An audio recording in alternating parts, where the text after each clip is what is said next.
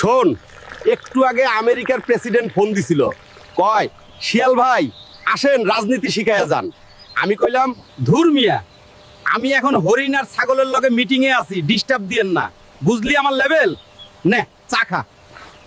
এক গ্রামে থাকত এক পাতি নেতা শিয়াল।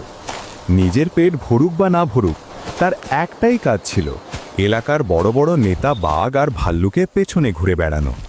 সকাল সন্ধে শুধু জি ভাই, ইয়েস ভাই, আপনি যা বলবেন তাই ঠিক, এই ছিল তার জীবনের মন্ত্র। গ্রামের মোড়ে দাঁড়িয়ে সে বড় বড় কথা বলতো। আরে বানর ভাই, বাঘ ভাই তো আমার একদম আপন লোক, আর ওই ভাল্লুক ভাই কালও আমার সাথে বসে চা খেলো। এলাকায় কোনো সমস্যা হলে শুধু আমার নাম বলিস, সব ক্লিয়ার। গ্রামের সবাই মুচকি হাসত, কেউ বিশ্বাস করত, কেউ করত না। একদিন কি হলো, শিয়াল মুরগি চুরি করতে গিয়ে হাতে নাতে ধরা পড়ে গেল। গ্রামবাসীরা লাঠি নিয়ে তার পেছনে ছুটল। ভয়ে কাঁপতে কাঁপতে শিয়াল দৌড়ে গেল বাঘ ভাইয়ের গুহায়। হাঁপাতে হাঁপাতে বলল, বাঘ ভাই বাঁচান, গ্রামবাসী আমাকে ধরতে পারলে আজ আমার দফা রফা করে ফেলবে। বাঘ চোখ মেলে তাকিয়ে বলল, তুই কে রে, চিনি না তো, ভাগ এখান থেকে, ঘুমাতে দে আমায়। শিয়ালের বুকটা ধক করে উঠল।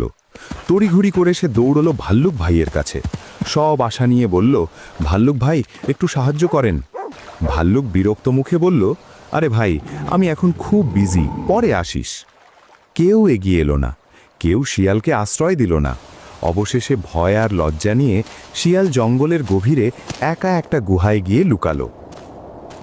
সেখানে বসে নিজেই নিজেকে বলতে লাগলো, আহা, দিনরাত যাদের পা চাটলাম, আজ বিপদে পড়ে বুঝলাম আমি আসলে কারো ভাই নই, আমি ছিলাম কেবল তাদের ব্যবহারের এক কামলা।